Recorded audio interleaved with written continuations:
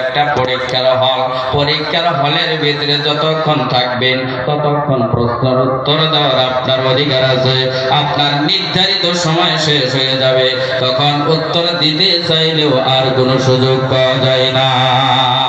কথা ঠিক না? না, মেট্রিক পরীক্ষা, হায়ার সেকেন্ডারি পরীক্ষা, বিএ পরীক্ষা, যে কোনো পরীক্ষা আপনি হলে বসছেন, প্রশ্নের উত্তর জানা আছে, কিন্তু আপনি লেখেন না।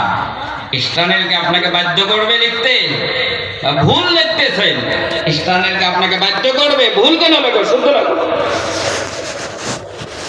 মুসলমান ভাইরা জানা আছে, জানা সত্য নির্ধারিত পরীক্ষার সময়ের ভিতরে প্রশ্নের উত্তর লিখলেন না।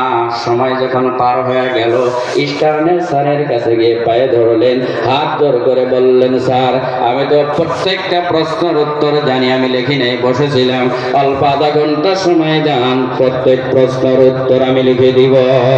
সময় দেওয়া হবে? সময় দেওয়া হবে না। এই জন্য মুসলমান ভাইরা, হায়াত নামক পরীক্ষার হলের সময় যখন শেষ হয়ে যাবে, আর সময় পাবেন না।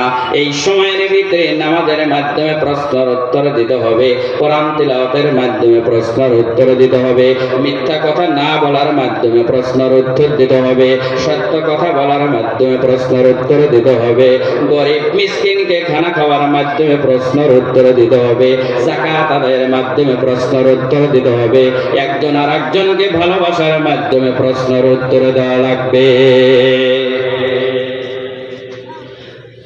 ভাই মাতরম, দোস্ত বুজুর্গগণ, এই দুনিয়াতে সব জানলেন কিন্তু আমল করলেন না।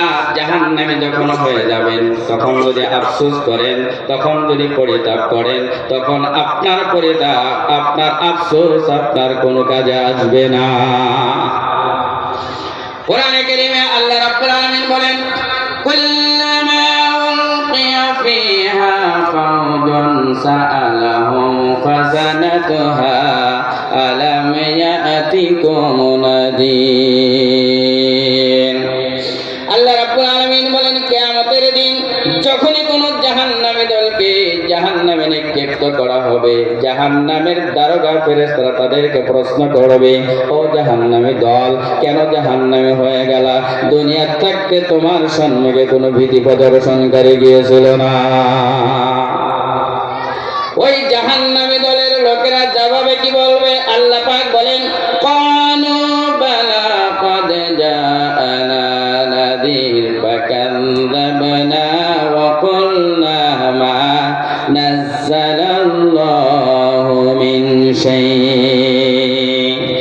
জাহান্নামী দলের লোকেরা বলবে, হ্যাঁ অবশ্যই আমাদের